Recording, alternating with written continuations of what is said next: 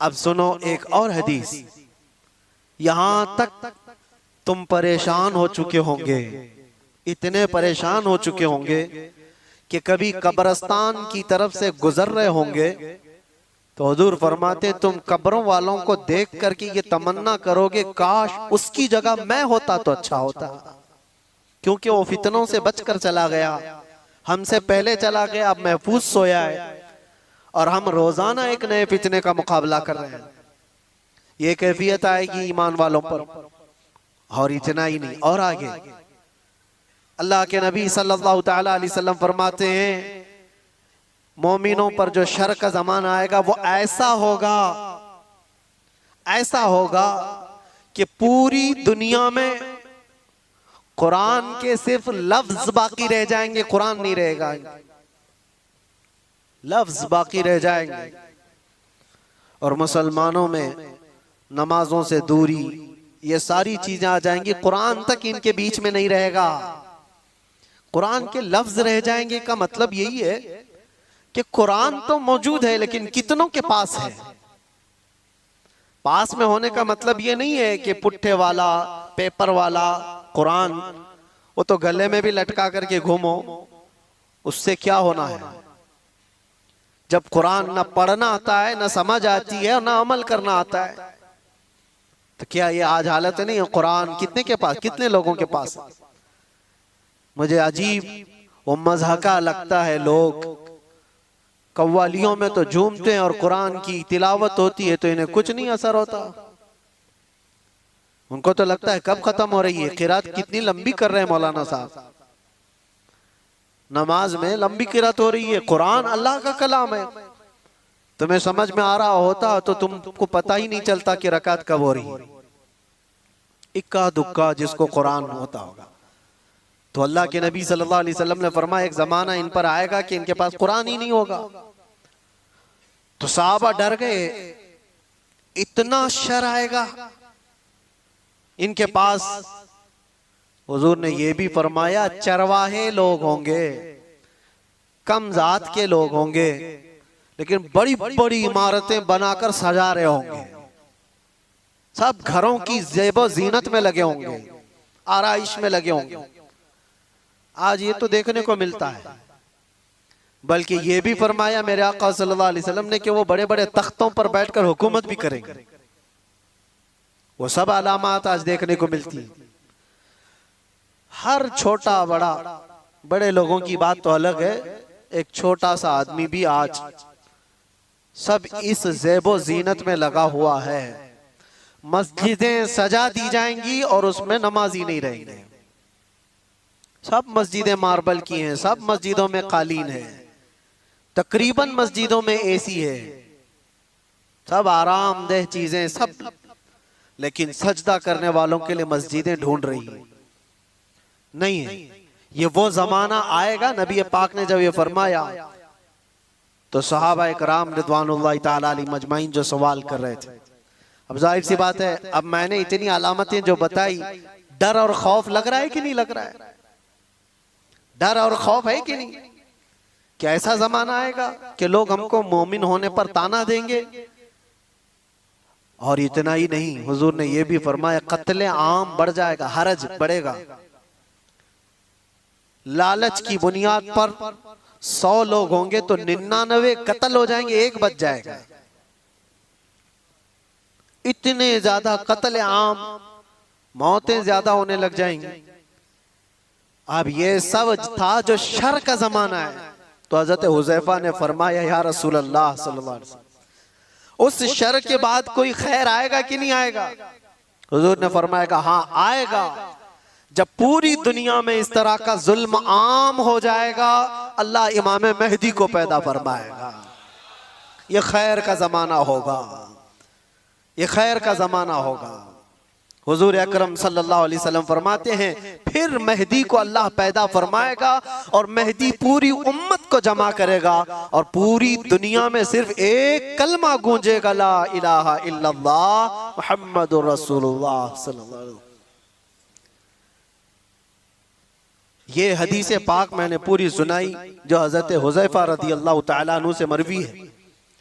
उस शर के बाद एक खैर आने वाला है, लेकिन उस खैर के आने तक हमें इंतजार तो है। यहां तक के लोग भूल चुके होंगे दीन को।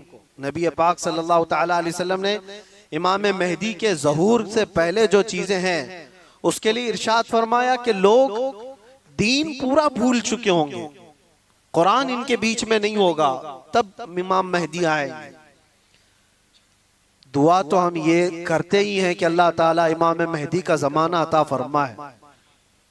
हर एक की ख्वाहिश है जो इमाम मेहदी का ज़हूर और तज़किरा सुनता है, वो एक परचम तले पूरी दुनिया जमा होगी, वो दौर कैसा होगा।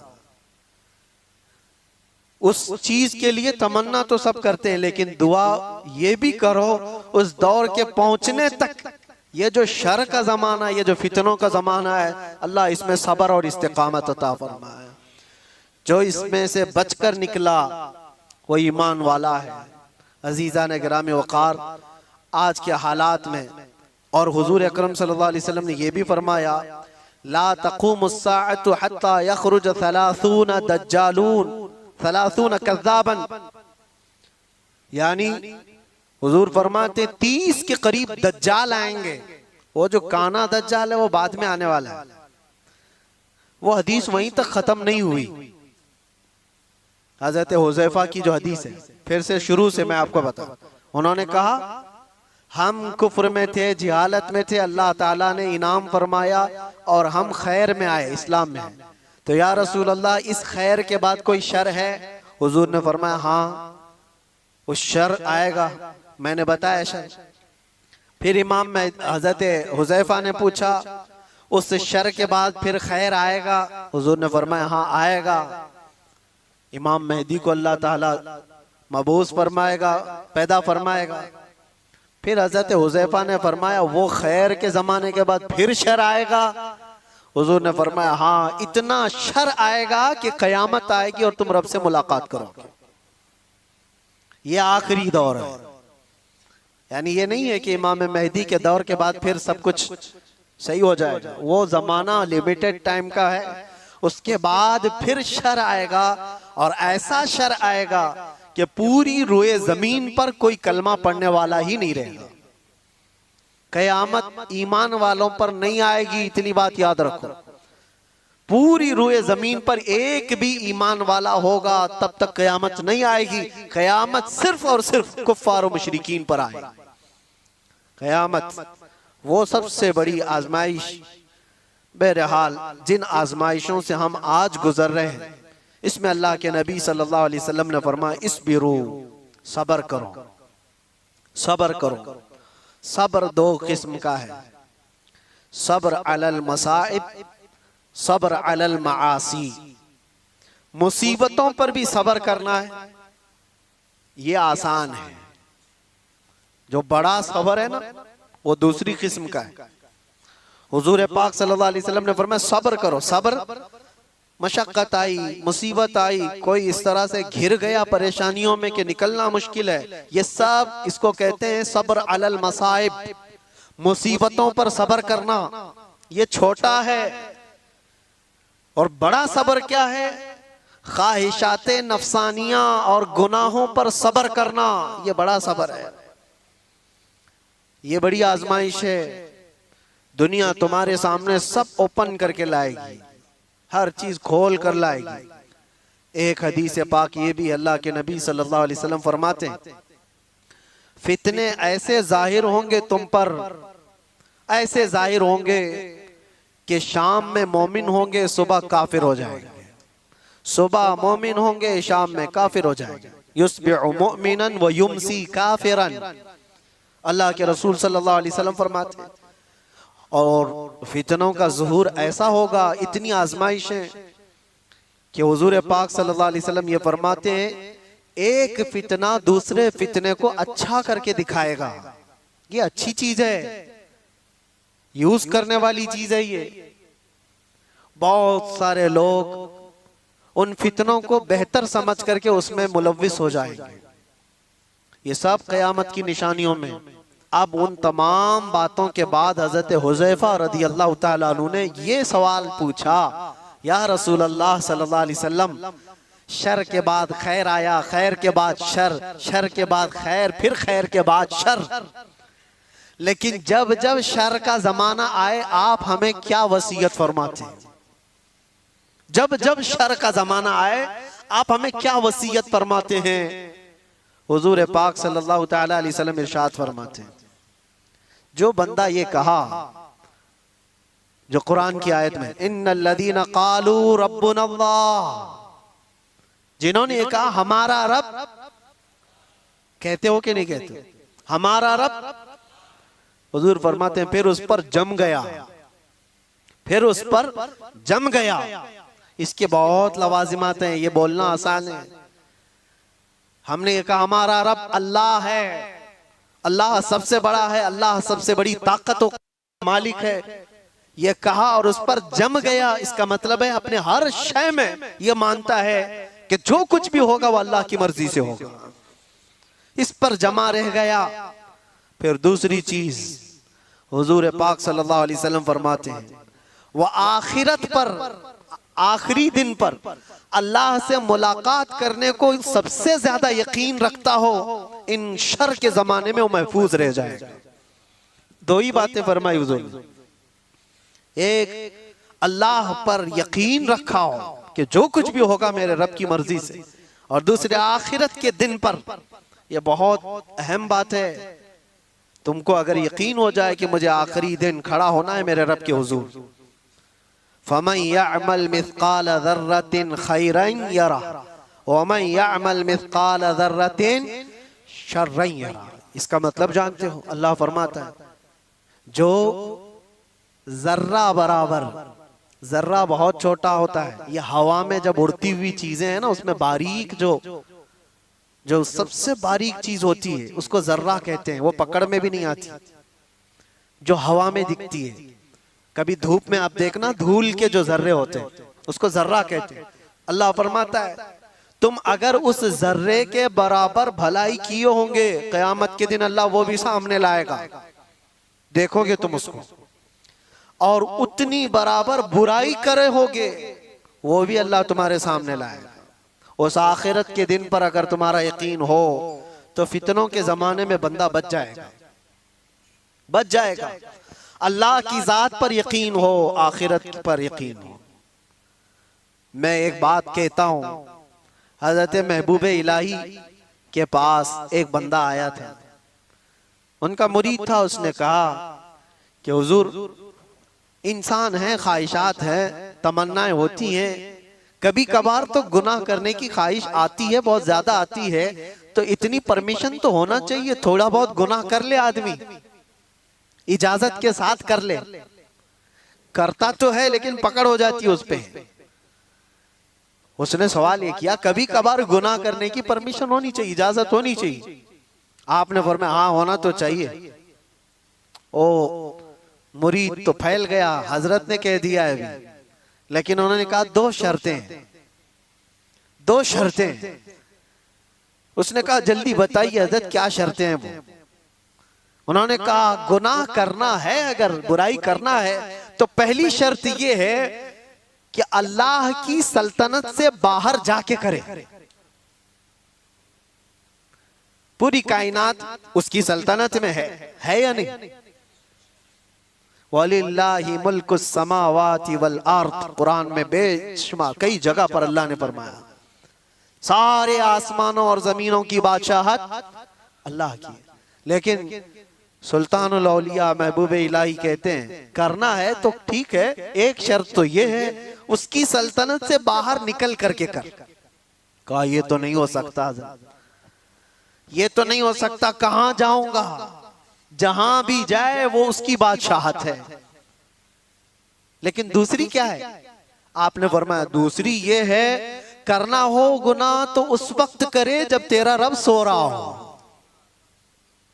उसने कहा ये कैसी बात है? ला तअखुदुहु सिनतुम वला, उसको ना ऊंघ आती है ना नींद आती है। अल्लाहु ला इलाहा इल्ला हुवल हय्युल कय्यूम, वो अल्लाह हय और कय्यूम हमेशा से जिंदा, हमेशा जिंदा रहने वाला, हर शय को अपनी कुदरत से कायम रखने वाला, उसे ऊँघ भी नहीं आती, नींद भी नहीं आती, हर चीज को वो देख रहा है। कुरान में अल्लाह फरमाता है वल्लाहु खबीरुम बिमा तअमलून, तुम्हारे सारे कामों से वो बाखबर है। यअलमु खाइनतल अयुनि वमा तुख्फिस सुदूर, तुम्हारी आंखें जो खयानत करती हैं अल्लाह वो भी देख रहा है। तुम्हारे दिल में जो वसवसे गुजर रहे हैं अल्लाह उससे भी बाखबर है। कोई चीज नहीं बची। वो कब सोएगा?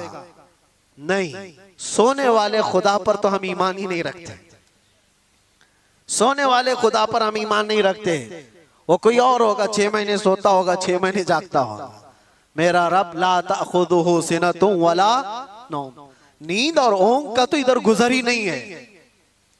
जिस कायनात को पूरा वो अपने कुन से चलाता हो उसके बारे में नींद का शायबा भी नहीं। तो 2 बातें जो महबूब इलाही ने फरमाई, मुरीद दंग रह गया, कहा कि हुजूर नामुमकिन बात है, ना मैं उसकी सल्तनत से बाहर जा सकता हूं, ना कोई ऐसा वक्त आने वाला है जब उसको ऊँघ आए या नींद आए। तो आपने फरमाया तो फिर शर्म कर, उसकी सल्तनत में उसके देखने के वक्त तू कैसे कर सकता है, बच जा। इसके बाद फिर दोबारा सवाल ना करो। मेरे अजीजों, उन फितनों के दौर में, शर के जमाने में अगर तुम बच सकते हो तो ये ईमान कि मेरा रब अल्लाह है, फिर उस पर जम जाओ। और दूसरी बात हुजूर ने फरमाया युमिनु बिल आखिरा, आखिरत के दिन पर वो ऐसा यकीन कामिल रखता हो कि मुझे वहां तो उठाया जाएगा, पूछा जाएगा। बहरहाल आज मुझे सिर्फ ये हदीस पूरी बयान करनी थी। जो हालात आज पेश हैं, लोग इससे घबराए हुए हैं, नर्वस कि कैसा कैसा दौर आ रहा है, इतने मारे जा रहे, इतने काटे जा रहे, हर जगह एक एक चीज पर। मियाँ अभी तो तुम मस्जिदों, खानकाहों और नबी पाक सल्लल्लाहु अलैहि वसल्लम की ज़ात, अल्लाह की ज़ात पर तनाज़ात कायम करने वाले लोगों को देखा है। वो दौर भी आएगा तुम्हारे कलमा तैयबा पर, तुम्हारी जुबान पर लोगों को एतराज होगा, सवाल होगा। आ भी गया तुम्हारी अजानों पर सवाल, तुम्हारी नमाजों पर। आज ये सारी चीजें जो है आजमाइश से तुम गुजर रहे हो। ये वो शर का जमाना है जिसमें तुम्हें सब्र रखना है। और सब्र दोनों किस्म का, मुसीबतों पर भी सब्र करो और मासी पर, गुनाहों पर भी सब्र करो। दोनों चीजें नौजवान तबके की जिम्मेदारी बढ़ जाती है। मेरे अजीज बच्चों, मैं आपसे कहना चाहता हूँ, ये रमजान का आखिरी अशर है, आप अल्लाह के जिक्र की मजलिस में आए। खुदारा रसूल पाक का वास्ता देता हूँ, तुम्हारे 2 छोटे कंधों पर बहुत बड़ी जिम्मेदारी आई, जो अगलों पे नहीं थी आज तुम पर है। तुम्हारी पूरी जनरेशन जो बाद आने वाली है वो तुम्हारे हर नकलो हरकत को देखेगी और उसको कॉपी करने वाली है। तुम बुज़दिल रहोगे तो नस्लें बुज़दिल होगी, तुम गुनहगार अय्याश रहोगे तो तुम्हारी नस्लें इसी तरह से पैरोकार बन जाएंगी। तुम्हारे इन कंधों पर बहुत बड़ी जिम्मेदारी है। क्या मेरे मुस्तफ़ा करीम सल्लल्लाहु अलैहि वसल्लम से इतनी मोहब्बत भी नहीं है तुम्हें कि अपने ऐशो इशरत को ठोकर मारे हम? दुनिया जो चाहती है वैसे ना बन करके आमिना का लाल जैसा चाहे वैसे बन जाए। क्या इतनी चीज कुर्बानी हम नहीं दे सकते इस दौर में, जहां लोग तुम्हारे रब पर सवाल करें, कुरान पाक को जला दिया जाए, तुम्हारे बुजुर्गों की कब्रें उखाड़ने की बात हो? अब बचा क्या तुम्हारे हो रही? क्या ये दौर तुम्हारे ताश के पत्तों पर बैठने का दौर है? क्या ये दौर तुम्हारे शराब पीने का और जुआ खेलने का दौर है? क्या ये दौर तुम्हारा पूरा 24 घंटे इंटरनेट पर गेम खेलने का वक्त है?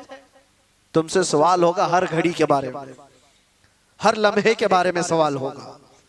और एक बात ये भी याद रखो, अल्लाह के नबी सल्लल्लाहु अलैहि वसल्लम फरमाते हैं कुल्लुकुम राइन व कुल्लुकुम मसऊलुन अन रिअयतिहि, तुम में से हर आदमी निगहबान है। जैसे चरवाहा अपनी बकरियों का निगहबान होता है, तुम में से हर आदमी निगहबान है और हर आदमी से उसके नीचे रहने वालों के बारे में पूछा जाएगा क़यामत के दिन। तेरी औलाद क्यों बिगड़ी? तेरी औलाद गलत रास्ता क्यों इख्तियार की तेरे अंडर में थी? तुम्हारी बहनें, तुम्हारी बीवियां, तुम्हारी बच्चियां, ये तुम्हारे मातहत हैं, तुम इनके मसूल हो, इनके जिम्मेदार हो। इनके गलत कदम का भी तुम्हें जवाब देना पड़ेगा। माहौल को बनाने के लिए तुम्हारे पास बहुत सारी चीजें हैं। उठो वो गर न हश्र न होगा फिर कभी, दौड़ो के जमाना चाल अपनी चल गया। इसीलिए इन फितनों के दौर में एक ही जगह से रोशनी मिलती है, वो गुंबद खजरा से। एक बात याद रखना मेरे अजीजों, दुनिया जिसको दिखाने के लिए कर रही होती है ना, वो दुनिया उनको देखती भी नहीं।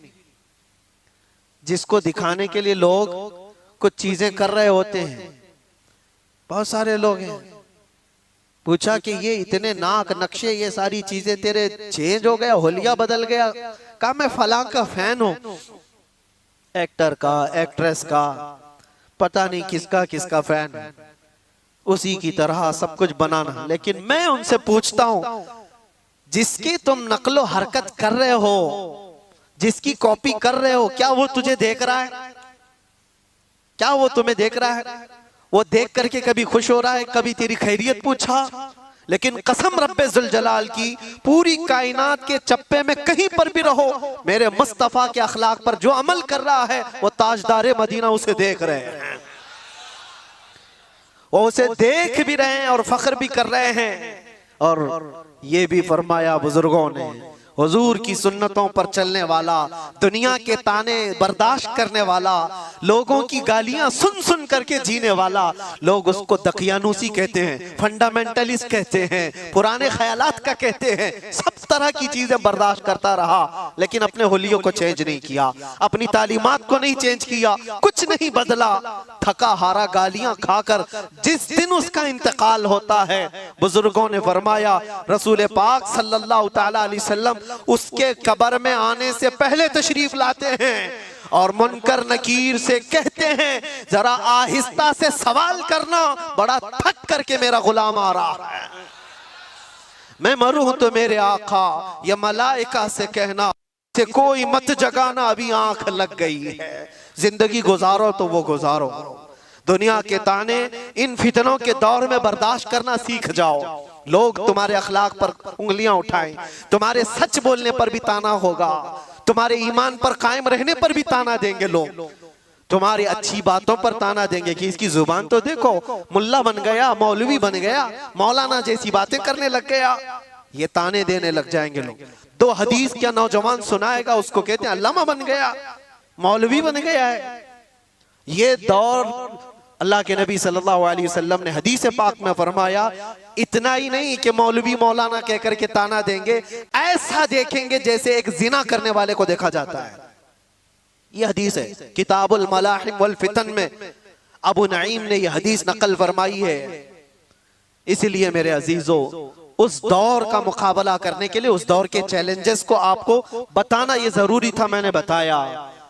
उस दौर में अल्लाह के नबी ने यह भी फरमाया, जो महफूज रह सकता है वो कौन है? वो बंदा जो ये कहा मेरा रब अल्लाह है और उस पर जम गया, चाहे कुछ भी हो, अब मेरा रब अल्लाह है। तुम मेरे सीने पर चढ़ करके बोलो, मेरी गर्दन पर तलवार रख करके बोलो, मैंने कहा है मेरा रब अल्लाह है तो अल्लाह ही है। ये इस पर कायम रहना, और दूसरी चीज आखिरत पर कायम रहना। अल्लाह ताला इस शर के जमाने में हमारी हिफाजत फरमाए। इस शर के दौर में मौला हमारी जानों की, हमारे मालों की और हमारे आमाल और हमारे ईमान की हिफाजत फरमाए। खुसूसियत के साथ पूरी दुनिया भर में कुछ वाकयात ऐसे होंगे जो तुम्हारा दिल दहला देंगे, वो होंगे, वो भी आजमाइश है, वो भी आजमाइश है। मुझे एक बात याद आती है, एक खातून जो सिर्फ और सिर्फ मुसलमान होने के नाते अमेरिका की जेल में कैद, और कितने सालों से, सालों बीत गए, 25 साल के करीब। उस खातून को दांत तक तोड़ दिए गए, जहन तक माजूर कर दिया गया, हर चीज। उस खातून ने अपनी बहन को मुलाकात में एक बात ये कही थी। बहन मिलने के लिए गई तो उस खातून ने कहा कि जेल की अजियतें बहुत सख्त हैं, मैं जानता हूं मेरे अजीज, एक दिन 1 साल के बराबर कटता है। मैं जिस जेल में रह कर के आया वहां पर लोग 22-22 साल से अंदर हैं।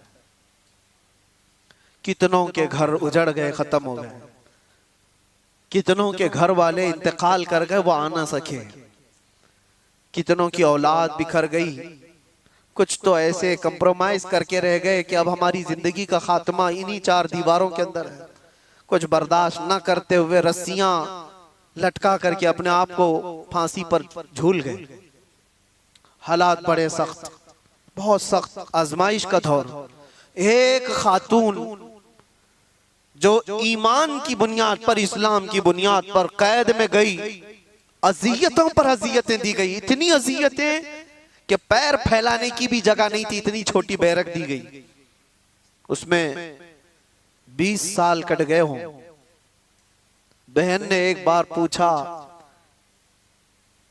कि ये अजियतें जो इतनी सख्त गुजर रही है, तो वो हंस कर कहने लगी, कोई बात नहीं, मैं खुद भी घबराई हुई थी बहुत, लेकिन इस छोटी सी चार दीवारी के अंदर बहुत थक करके एक दिन सोई तो ख्वाब में रसूल पाक तशरीफ लाए। बर्दाश्त से ज्यादा हो गया तो मेरे मुस्तफा तशरीफ लाए। हुजूर पाक सल्लल्लाहु अलैहि वसल्लम से मैंने अर्ज किया कि आका, ये जमाना कब खत्म होगा, मेरी आजमाइश का, ये मेरा इम्तिहान कब खत्म होगा, इतनी अजियतों से गुजारा जा रहा है, ये कब खत्म होगा। अल्लाह के नबी सल्लल्लाहु ताला अलैहि वसल्लम ने क्या फरमाया, कहा खातून ये तेरी आजमाइश थोड़ी ना, ये उम्मत की आजमाइश है। देखा जा रहा है कि उम्मत मजे लेकर सो रही है। तुम क्या समझते हो, ये जो छोटे छोटे बच्चे रोज हिलाक हो रहे हैं बिलबिलाते हुए, आग के गोलों के नीचे उनकी सुबह और शामें होती हैं, उनकी चीखों को दुनिया ये समझती है कि एक इलाके का झगड़ा है। मैं कहता हूं पूरी कायनात के मुसलमानों का ये इम्तिहान है, आजमाइश है। तुम फिजिकली उनकी मदद नहीं कर सकते तो कम से कम अपनी जिंदगी तब्दील करो ताकि तुम्हारी दुआएं बारे इजाबत से टकराएं, अल्लाह की बारगाह में तुम्हारी दुआएं तो जाए। इसलिए मैं ये कहता हूं, यह आखिरी अशरा है, मजलूम फिलिस्तीनियों के लिए भी हम दुआ करते हैं, मौला उन पर आए हुए उस जमाने को जल्द से जल्द खत्म फरमा दे। पूरी दुनिया रमजान मना रही है, पूरी दुनिया ईद की तैयारियों में बाजारों में दौड़ी दौड़ी घूम रही होगी, लेकिन वहां पर जनाजे निकल रहे हैं। सुबह एक जनाजा, शाम में एक जनाजा, बल्कि एक ही रास्ते पर 80-80 जनाजे जा रहे होते। मैं कभी सोचता हूं उनके घरों पर ईद कैसे आती है, उनके घरों पर इफ्तार और सहरी कैसे आती है, रमजान कैसे। लेकिन इन सब हालात के बावजूद जो खबरें आती हैं कि ना वो अजान में कम हुए हैं ना नमाज में, वह दुखती हुई आवाज में दर्द के साथ, अजानों के साथ भी अपने ईमान को कायम रखे हुए हैं। एक बड़ी आजमाइश है। मैं इसलिए जज्बात में बोलता हूं कि दर्द होता है, तकलीफ होती है। मेरे आका सल्लल्लाहु अलैहि वसल्लम ने फरमाया, मैं फिर से अपने लहजे में कहता हूं, कुछ कुत्तों को इन बातों पर यह तकलीफ अगर होती हो कि कहीं और तकलीफ हो रही है तो आपको बोलने की क्या जरूरत, तुम्हें पता ही नहीं ईमान किसे कहते हैं। मेरे आका ने फरमाया, मसलुल मुमिनी का मसली जसदिन इदश्तका अदुन तुदआ लहु साइरुल जसद बिस्सहरी वल उम्मा। हुजूर फरमाते हैं, पूरे मोमिनों की मिसाल एक जिस्म की तरह है। एक अज़ू को तकलीफ हो तो पूरे जिस्म में बुखार आता है, एक अज़ू को तकलीफ हो तो पूरे जिस्म में बुखार आता है। इसी को ईमान कहते हैं। फिर वो ईमानी क्या है जो दूसरों की तकलीफ का एहसास नहीं करता हो। एहसास के साथ अपनी जिंदगियां बदलनी है। या आखिरी अशरे में गिड़गिड़ाओ और अपने रब से मांगो कि मौला हमें भी बदल दे और उनके हालात भी बदल दे। वो दौर मौला जल्द से जल्द अता फरमा जिस दौर में हर जगह हम खुली सांसों के साथ ये कह सके लब्बैक या रसूल अल्लाह। व आखिरु दावाना अनिल हम्दुलिल्लाहि रब्बिल आलमीन।